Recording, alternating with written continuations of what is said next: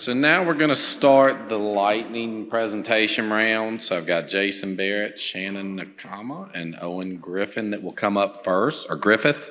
So I'm going to go ahead and introduce all three in the order they'll be speaking. They're 5-minute talks, so 15-minute total. And what Steve asked, if you put a question in for them, please reference the presenter unless you're just asking an overarching question to all three. If there's something specific to their presentation, please note whether it's Jason, Shannon, or Owen. So the first presenter will be Jason Barrett, Mississippi State University Extension. He'll be speaking on who are the well owners and how do I get them to participate in my event. Then secondly is Shannon, is it Nakama? Yep. Nakama, State of Rhode Island Department of Health, communicating well science via practical analogies that don't sound pretentious. And lastly, Owen Griffith, RCAP, and it's RCAP's National Services, Private Wells, and Beyond. And then we'll take questions for a few minutes after these three, and then we'll have 4 more lightning talks and do the same thing. I believe they are. Okay. I was going to say, will you give me a second before you just hit start? Okay. Well, it's auto. Oh, okay. Yeah. Yeah, one thing I wanted to say, I think Steve challenges me with these lightning talks because he knows I don't talk very fast. So I love this anyway. All right. Are we ready? Okay. Rock and roll. All right. So I'm Jason Barrett, Mississippi State University with the Water Resources Research Institute. And we have a statewide program through Extension called the Mississippi Well Owner Network Program. And the entire reason it exists because Steve called me about 2013. So how to reach and engage private well owners. This really, I'm going to say, kind of spurred from kind of COVID on, kind of moving into. So a lot of my mindset on finding the well owners, who are they, where are they, how do we get in contact with them. So our outline, why are we having this discussion, and I'll touch on that. And then I broke it down as far as reach and engagement, how to reach these people, and my point as far as utilizing the existing networks are there, don't reinvent the wheel. Maintain your contact list as you do any type of programs across your state. Engaging with your well owners, this really ramped up during COVID because we had to get creative on how to continue doing our program.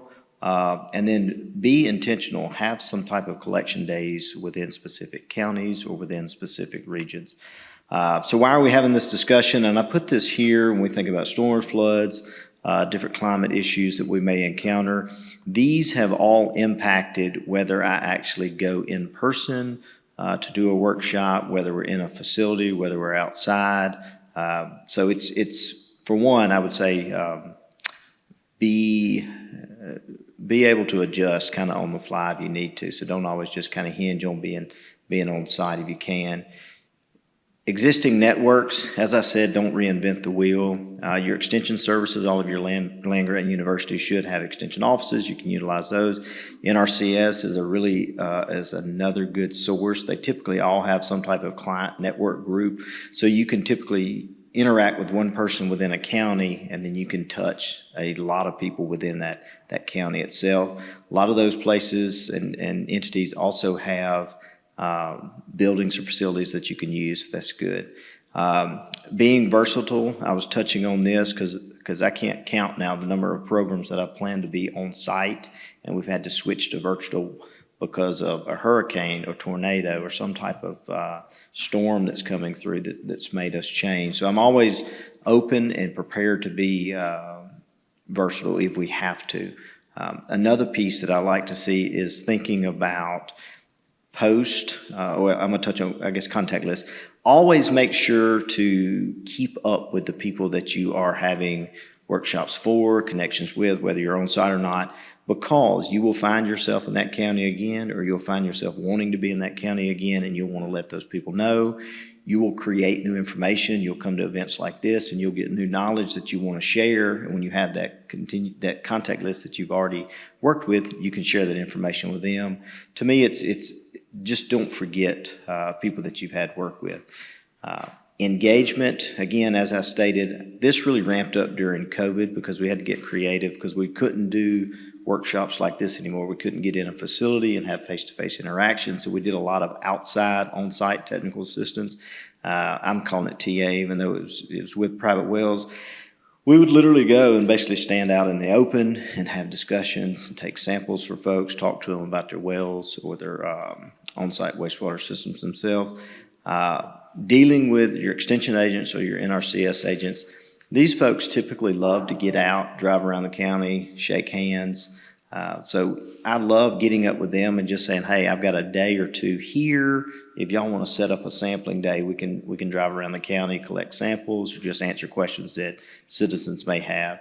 This is always fun, and I would encourage y'all, if you make contact with your extension or your NRCS agent, I promise you, they'll find people or have people that want you to come out and visit with them. Sharing information that you get. For any of y'all that know me or have worked with me know that I will really give you anything that we've done or any information that we have. And I would encourage you, if you do workshops in a county, share that data, those results with your county agent or your RCS agent, and keep them in the loop, because sometimes those clients may not want to call you back or feel comfortable calling you back, but they'll call that agent or the NRCS agent. So they'll actually have the data in hand and they can give the homeowner their results as well. I put this in, and as any of y'all have been noting, and I'm sure y'all have, we're seeing this consistent thread, theme. 30 to 40% of our well samples are coming back total coliform positive, and we've been seeing it for years, or at least I have in Mississippi. So that is me, Jason Barrett. Thank y'all.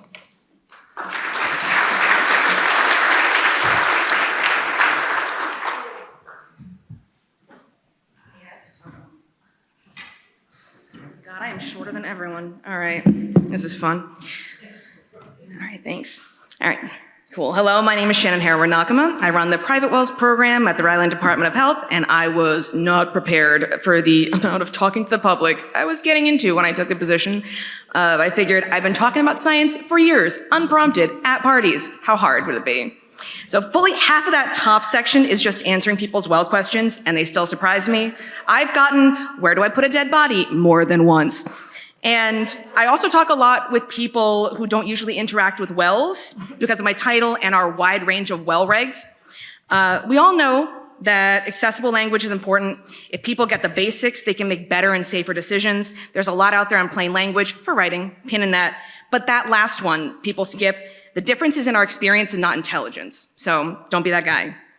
I do a lot with resources and infographics and try to make our program like a one-stop shop for things that are easy to read and understand. Our tip sheet series won Plain Language Awards. But so much is about writing, and speaking is a very different skill set.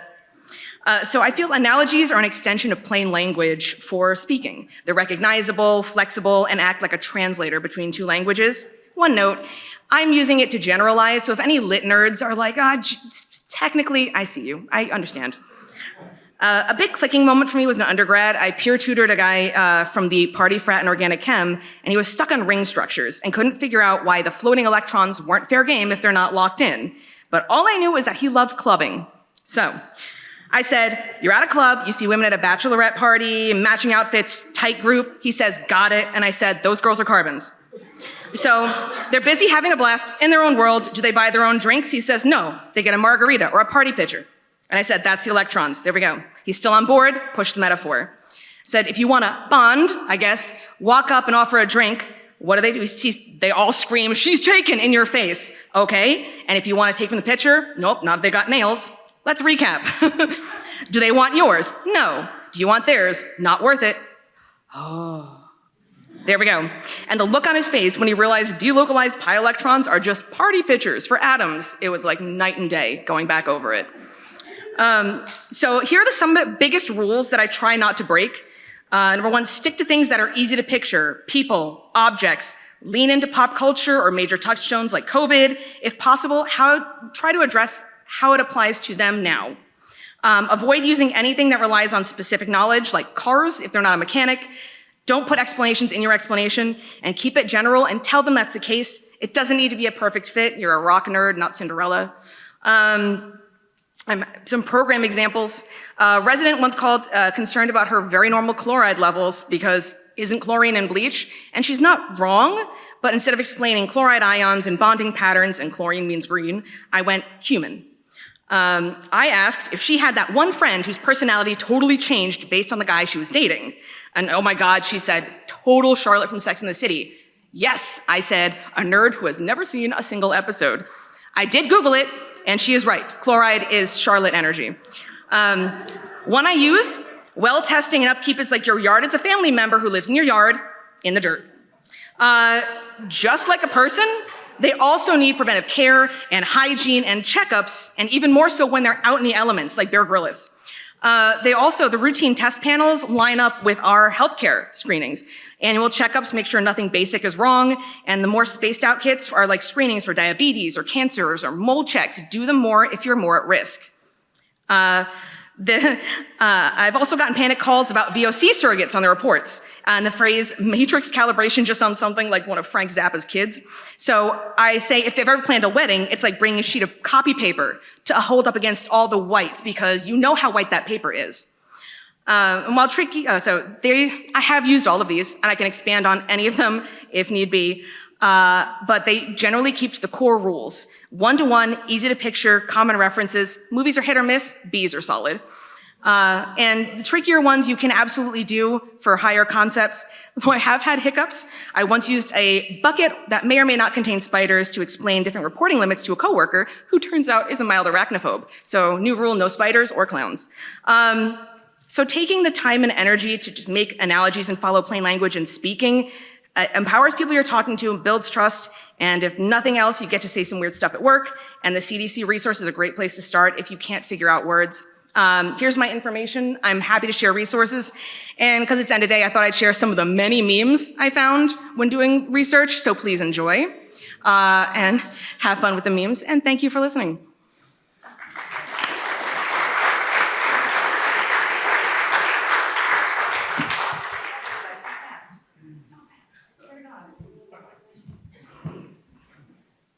Well, it's a tough act to follow.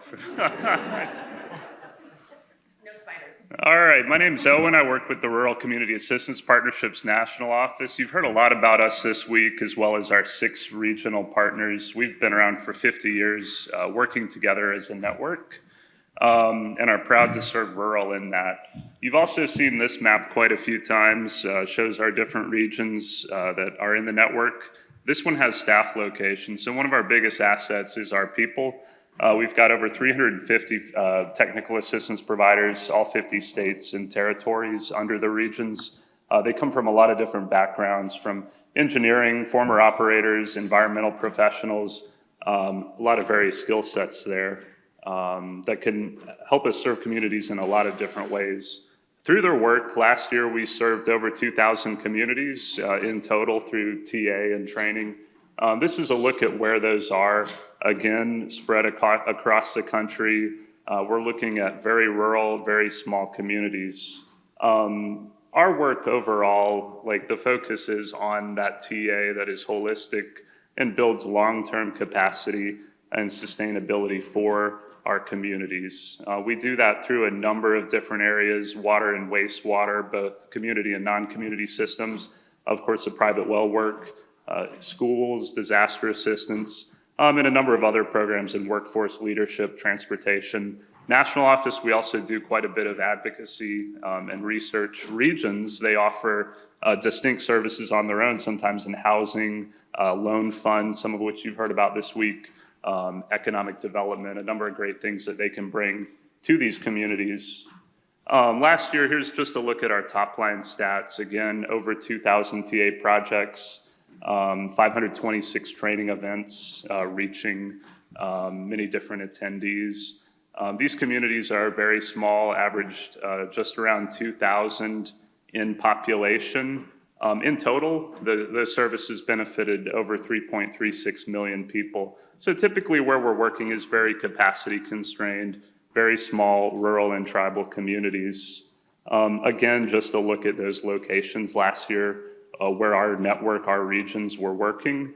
Many of these communities were working year over year, might be on a number of different goals, maybe working with the municipality in addition to homeowners, in addition to other things.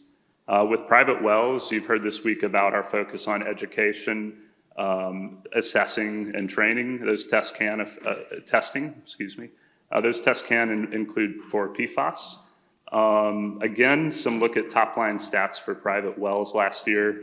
This year, these numbers are going to be a lot higher for us. We have more funding available under EPA, fortunately, so we might be looking at close to double these numbers this year. This is where that work took place for private wells, locations in 37 states that we reached last year. We can work in other states. This is just a snapshot in time of where the private well assessments were taking place. Again, septic you heard about yesterday. At times we can work with a homeowner on both septic issue and private wells and are deploying the new assessment that we learned about yesterday. Our TAPs are deploying that right now. So just a brief example of kind of basic assistance we provide. This was from RCAP. I'm sure Joe would know more about this one than me. Small town in Appalachian, Virginia, Marion. They're a community we've done a number of different things in.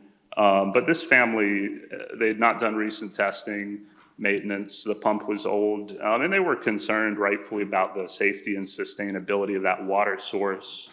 So the provider with RCAP, our southeastern region, worked with that homeowner, identified potential issues from with the well cap, being downhill from animal pastures, common issues to the area, and talked through those with them as well as potential solutions and planning that they could consider. So the pump did fail a few months later, but the homeowner was now ready to replace it, budget money for that, replace the well house, as well as installing filtration systems and water softener.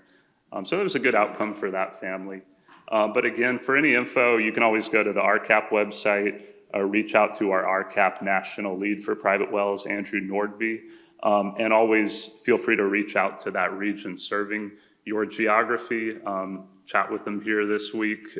Again, here they are. We've, like I said, been working together for 50 years and are always proud to be serving rural America together as a network. Thank you.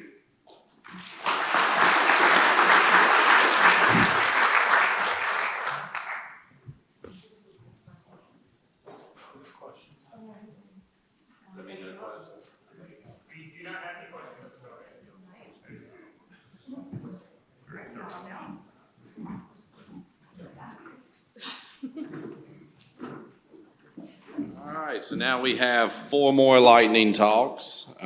First will be Jared Ellsworth with the Tanana Chiefs Conference out of Fairbanks, Alaska, and he'll be talking about developing a private well program for the interior region of Alaska. Secondly, we will be discussing drinking water in Minnesota. We have a plan for that, and Nelson, Minnesota Department of Health. Third, finding the right pro for point of use and point of entry water treatment, Tanya Lubner, Water Quality Association. And lastly, privatewellclass.org 2.0, Jennifer Wilson, Illinois State Water Survey. Again, if you have any questions, please put their name in the question box. So first is Jared. Thank you.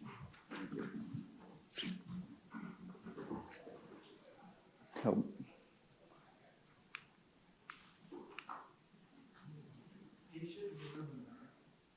Yeah, I think it, I need to go back to the first slide. All right.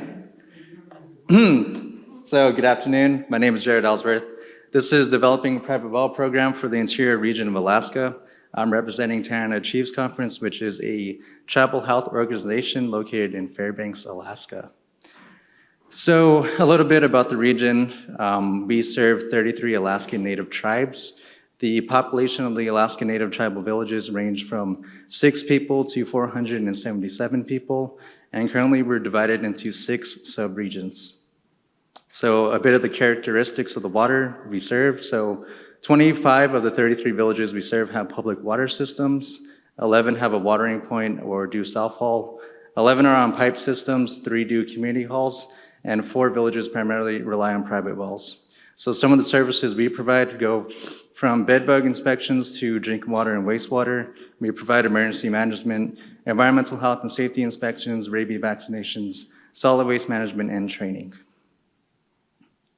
So some of the common contaminants to consider for Alaskan groundwater would be arsenic, nitrate, radon, microbial contaminants, some PFAS, iron and manganese, and total organic compounds. That's just kind of a general overview because there's such limited data around that. But there's also some public health emergency preparedness events to consider, which include flooding, earthquakes, wildfires, volcanic eruptions, and fuel emergencies. And this is a picture from one of our villages in 2023. So currently, Tanana Chiefs Conference does not have a private well program. However, in 2022, TCC did a brief survey regarding well ownership needs in one community. They found that there was a need for operation and maintenance education.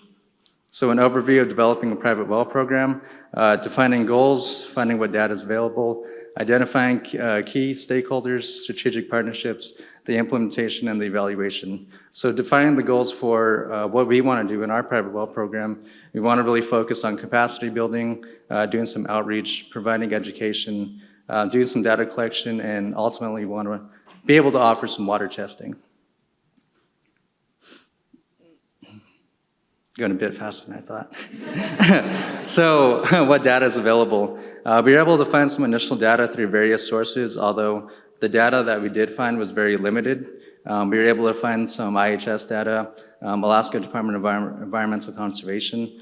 The IHS data that we did find, it was very well-specific construction projects in Alaska, but we were able also to find some ArcGIS maps of domestic wells that have a well log. So there was about 8,000 domestic wells in Alaska. So identifying those data gaps, we really need region-specific data. We need region-specific GIS mapping. There's a need for area-specific contaminants, and there's a lot of conflicting data out there.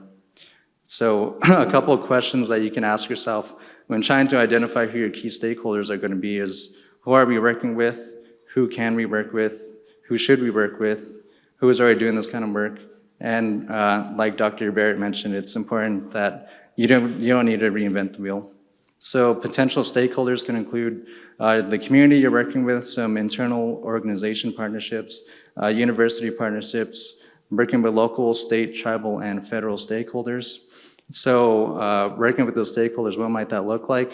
It can include data gathering, data evaluation, potential water testing, shared resources with university partnerships, more accurate data, some local knowledge, location of abandoned well sites, working with the community, shared resources, more engagements with the community, shared knowledge with internal partnerships within your organization, dissemination of surveys, educational materials, or data sharing with tribal partnerships, and working with your local, state, and federal partnerships as well. So some deliverables that we want to do in our program would be expanding our resource lists, identifying funding, identifying contaminants, providing education and training, expanding our data, especially our ArcGIS data, and ultimately we want to provide some well testing. So some cost-effective testing ideas would be partnering with your local stakeholders who have equipment to test, consider using screening kits, advising the private well owner to send contaminated water into a certified lab, and consider using community events or gatherings for screening goals. So in conclusion, there's a need for a private well program. There's very limited data around private wells in Alaska. The focus of our first year would be capacity building, and the program will be flexible and creative to accomplish our goals.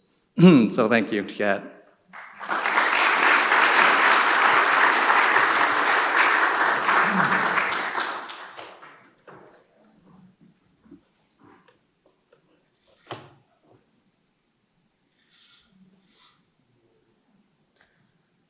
All right, let's do it. Okay, Ann Nelson, Department of Health. I'm going to talk about the Minnesota Drinking Water Action Plan. Our lead for this project is Frida Von Qualen, also from the Minnesota Department of Health. So in 2021, the Minnesota legislature appropriated funds from the Clean Water Funds to the Minnesota Department of Health to develop public health policies and address threats to drinking water, including the development of a statewide drinking water action plan. As a result, we coordinated for the development of the first ever Minnesota Drinking Water Action Plan. It is an actionable 10-year plan to ensure that everyone, everywhere in Minnesota has access to safe and sufficient drinking water. The plan is meant to serve every Minnesotan, regardless of whether they get their drinking water from groundwater or surface water, whether they are in a private well or a public water system. For context, in Minnesota, 20% of the population gets their drinking water from private wells. While the Department of Health coordinated the development of the plan, 6 additional water agencies also provided expertise and signed off on the plan. The final version is currently being reviewed by our governor's office, and we hope to be released in early summer. We worked with the university and 2 nonprofits to assess the current structure of Minnesota drinking water, gather input from water professionals, and host community meetings. We also included several online comment periods. 71 water professionals assessed how efficient, effective, and trustworthy the current drinking water structure in Minnesota is. One of the key considerations was to support private well owners and users. This was echoed in lots of feedback we received. Partners gathered input from 190 residents in Minnesota about drinking water. These meetings emphasized how crucial community engagement is to understanding Minnesotans' experiences around drinking water. Around 30% of subject matter experts and people who responded to our survey were not water professionals. Some people said private wells are private, leave them alone. Others were happy to see that private wells were prominently represented in the plan. Ultimately, this input, expertise, and feedback led to thinking about how we can protect our drinking water from source to tap. As far as we can tell, this is the first plan in the nation to have private wells included in this approach. The action plan recognizes and describes core risks and threats from source to tap. This graphic provides a brief overview of key risks. I'll draw your attention to the bottom right. The plan regularly discusses the unfair burden of private well users. The plan has a framework of 5 goals: protect sources of drinking water, establish resilient drinking water infrastructure, ensure safe tap water, anticipate and manage emerging risks, and engage partners. Each goal has strategies and actions. Private wells are emphasized as one of the key risks and challenges to address over the next 10 years. Other challenges are also connected, such as investing in the well contractor workforce, upgrading data systems, and connecting with communities. There are strategies and actions connected to support private well users under each goal. For example, goal 3, ensure safe tap water. The next few slides will include some specific private well actions.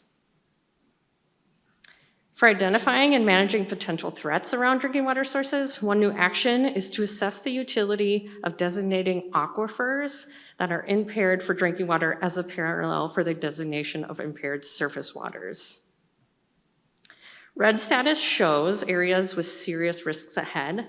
For example, Action 2.1E is provide income-based financial assistance for private well repairs and well sealing alongside assistance to restore water supply in the event of an interference. 3.1H focuses on the role local ordinances can play in protecting private well users by requiring well testing at property transfer and in rental properties. As you can see, for strategy 3.3, there are various actions for establishing access to private well testing and mitigation. So let's focus on the actions on the right. 3.3D, so provide financial resources to private well owners for well testing and income-based mitigation, establish a private well stewardship network, establish equitable access to laboratories, and conduct a cost-benefit analysis, which will be a new approach for us related to mitigation and treatment options for private wells. So there's still many more actions related to private wells in the plan, so I encourage you to check it out via the QR code or the link. Thank you.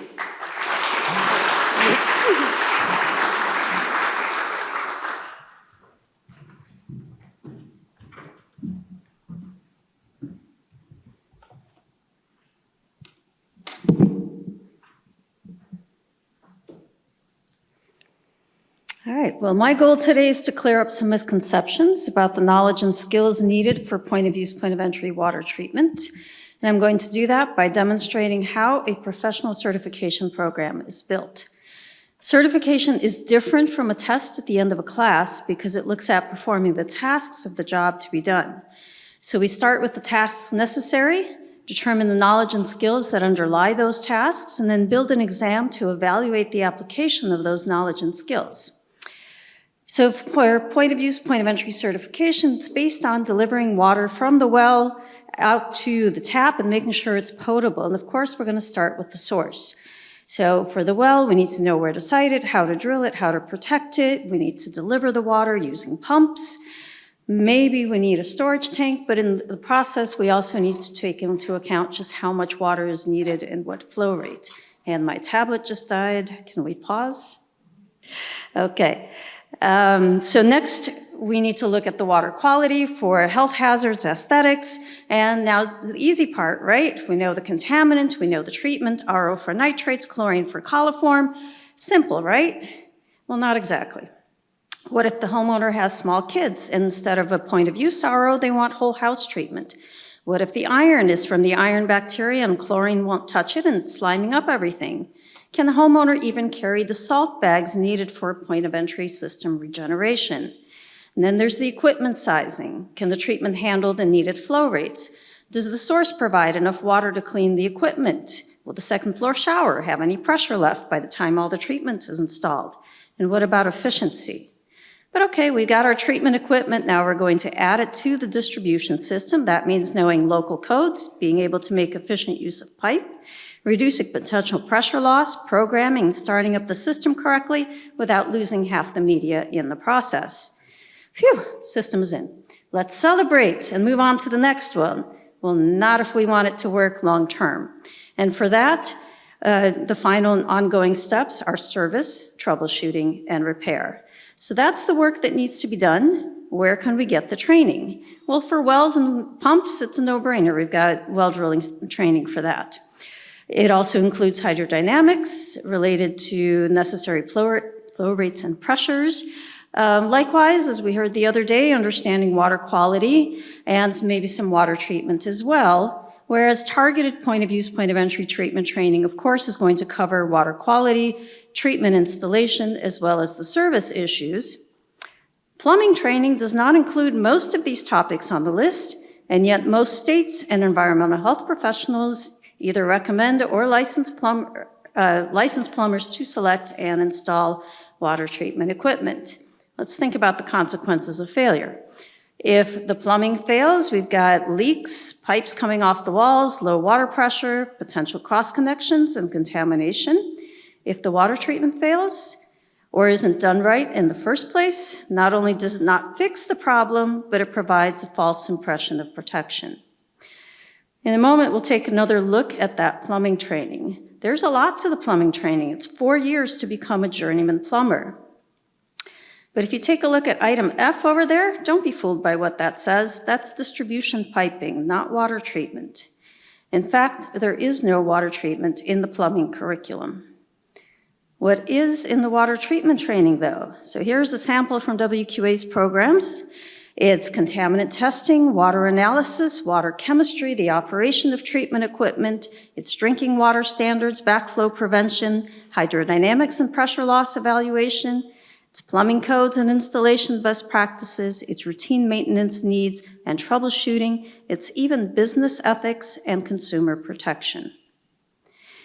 So how do well owners find the right pro for water treatment? It comes down to educating the well owner and the environmental health service professionals and rule makers who oversee professional licensing. I'm going to show you an example of how this can be done. It's already been mentioned. Several states use a water analysis tools to recommend treatment. New Hampshire goes further and actually links to WQA's professional certification listing, which is searchable by zip code and makes it easy for a homeowner to find a local professional without you having to recommend anybody specifically.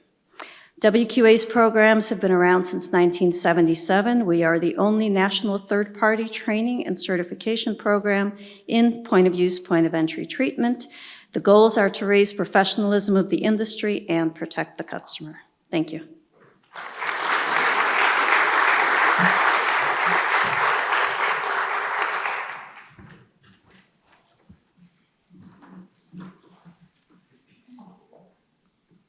All right, who's been around since this version of the website? The Wayback Machine was very helpful in identifying it. I see Cindy there, and Steve and the rest of our team as well. This is the first 1.0 version of the private well class, and today we're going to be talking about 2.0.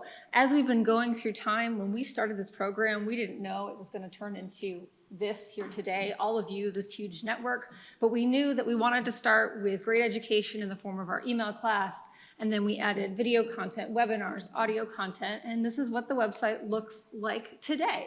We've tried to evolve over time, adding new features, always listening to what our community is asking for, and we're really at a point where we're listening again.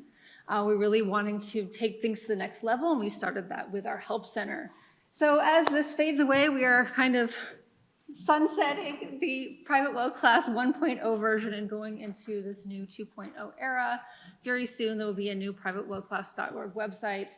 If you've seen decentralizedwastewater.org, it'll be very similar, but of course customized to our topic areas here.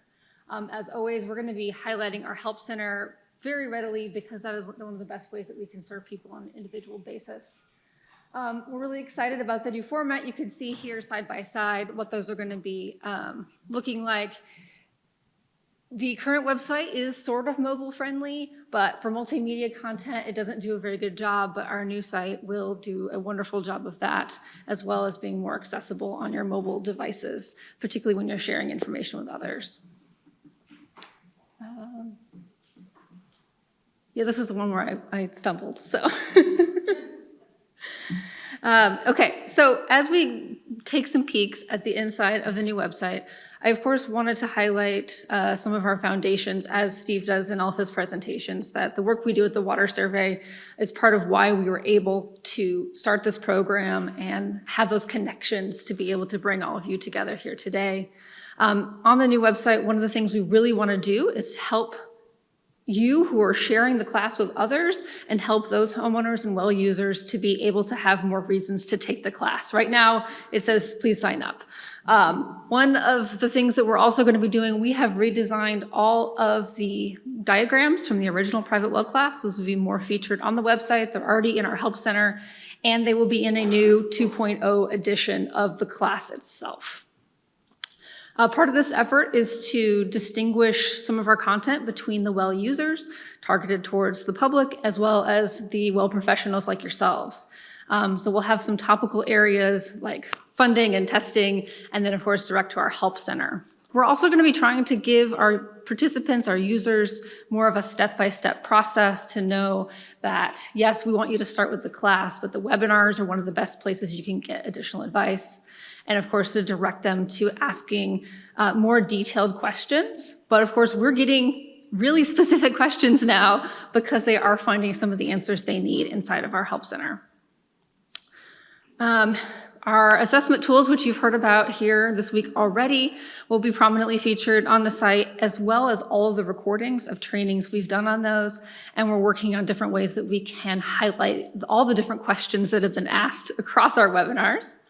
Our webinar area, this is the biggest part of the website, and one of the reasons that we're not done yet, it's not ready today, because we have hosted so many hundreds of webinars over the past 12 years.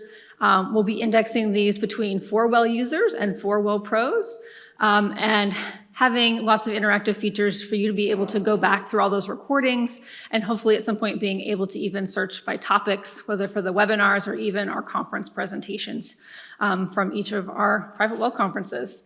So you can see here some examples of what the new page will look like for each of our topics, because we often host these webinars again and again, sometimes 25, 43 times. You'll know the time and date of the next session as well as the recordings. But where we're at this point of being, 93, 95% done, we want to make sure that our work is always as helpful to you as it can be, and want to know if there's anything you think we're not considering or you think we should be considering to make Private Well Class 2.0 the best it can be. You can use this QR code if you can get your phone up there real quick, but we'll send it out later to be able to send a short survey just to gather your feedback on what can make it great. And then the final stage of this, because you'll notice that these website examples have no logos. We're going to be rebranding all 3 websites with some new logos that bring some nostalgia of the old branding, but also bring them together more cohesively as a family. And these are just some really weird ones, not even the weirdest ones that I had AI generate for us. So, all right, thank you.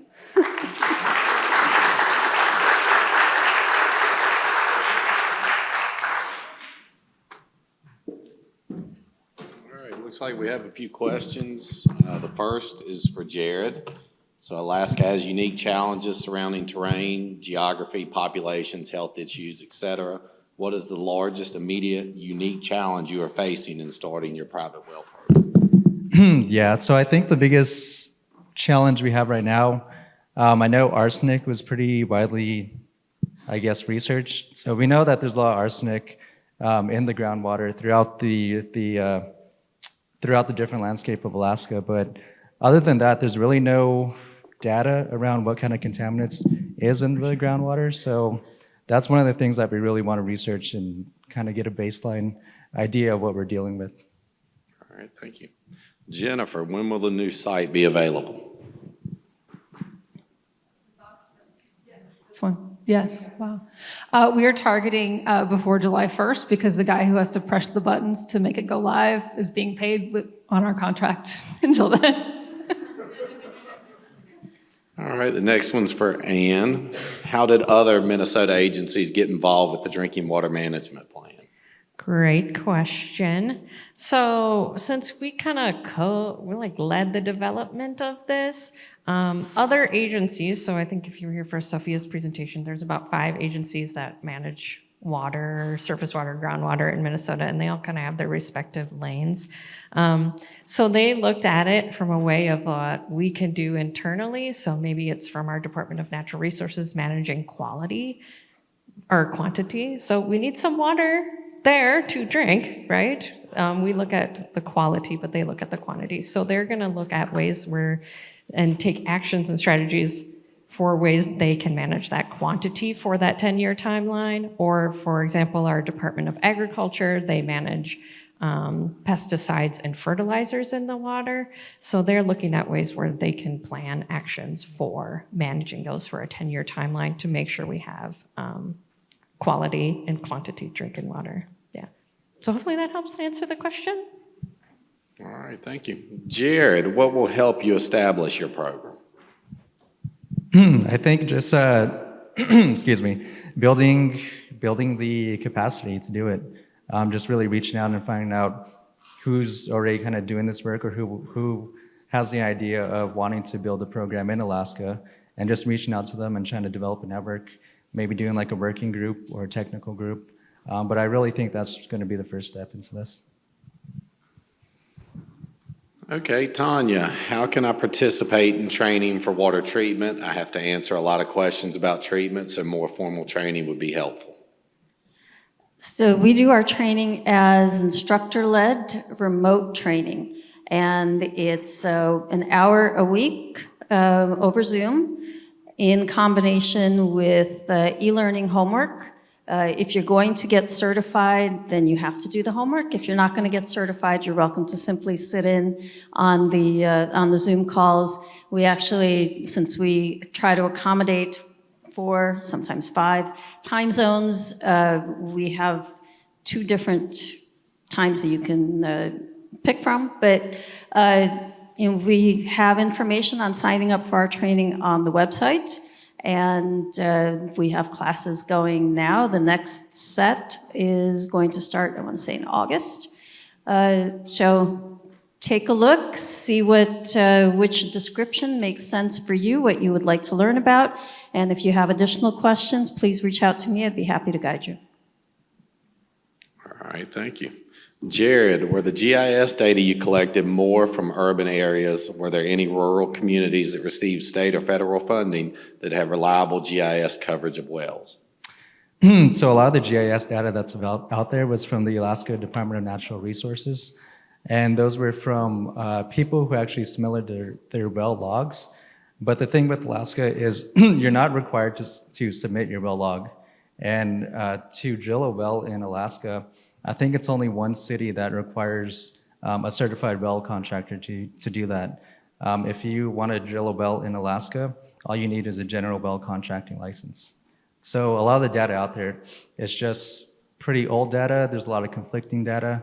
We know that some of the IHS funding, the wells that were put in that were shown on the IHS map, they were not on the ArcGIS domestic wells map. So it's just going to be, I think, a big challenge to try to get an idea of kind of how many wells we're actually dealing with.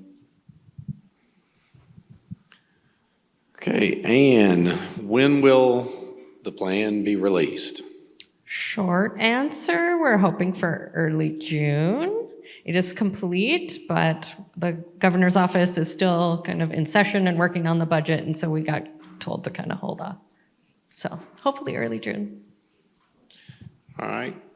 Tanya, how intensive is the WQA training, such as how long it takes to complete? So for the installer, it's a 20-week program.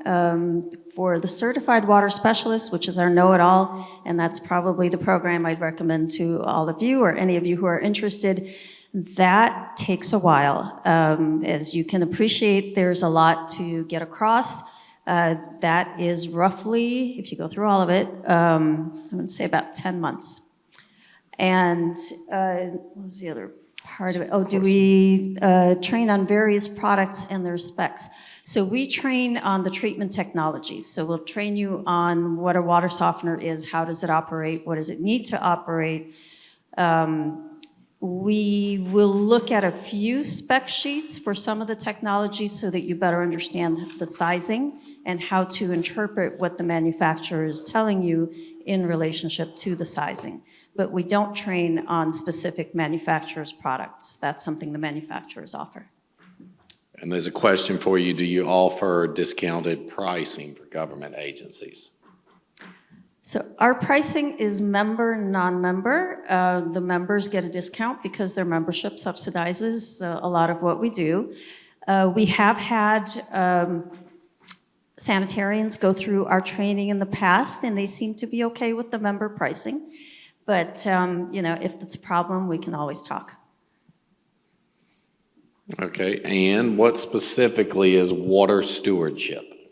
Great question. So we're figuring it out. Brenna, I'm going to call on you.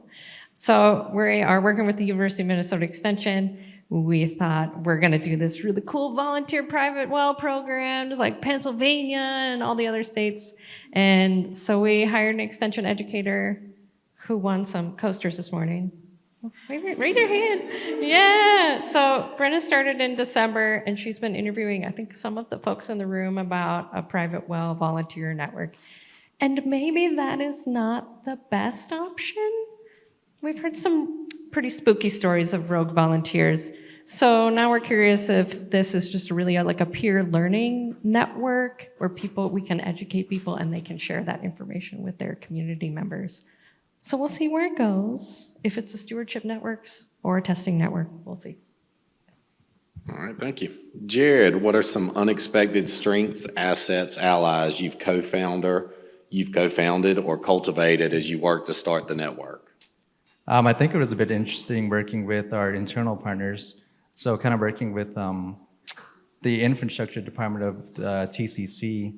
Since we're a tribal health organization, a lot of the work we do is we fly out into the rural, remote villages, but kind of talking to some of the people that I've met at different conferences that I didn't know them before, or that what kind of work they did, but just saying, hey, I work in the Office of Environmental Health. I'm thinking about starting a private well program. Would you guys kind of be interested? And we got a lot of interest from the people that we work with and kind of being willing to go out into the communities for us. And I think that's going to be a great start for us in developing this.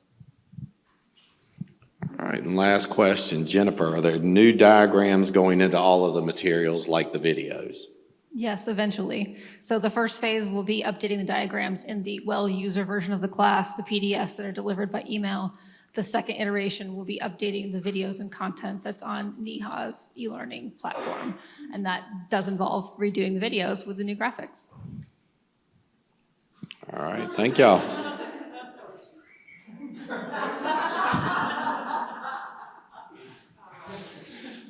All right.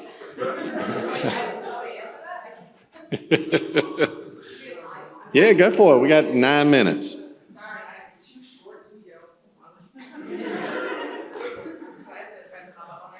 You can grab that right there. All right, so if it's the one I'm thinking of. So trace VOC hits are hard to explain because most people, when they get very low-level hits of anything that's not naturally occurring, the real question isn't, is this bad? It is, how worried should I be? And that's really hard to communicate. And the best example I could find, or the best analogy I came up with was having trace hits of VOCs, like one of the BTEX compounds, is like going outside with your coffee and finding one penguin in your yard, in that you're not in immediate danger, but that came from somewhere and you should ask questions. And that kind of gives people, I think, or it seems to, from what I can tell, the right level of alarm of, I would like to know where the source is, I'm not going to die, this does not mean cancer, but it's weird. Thank you. Perfect. All right. Thank you.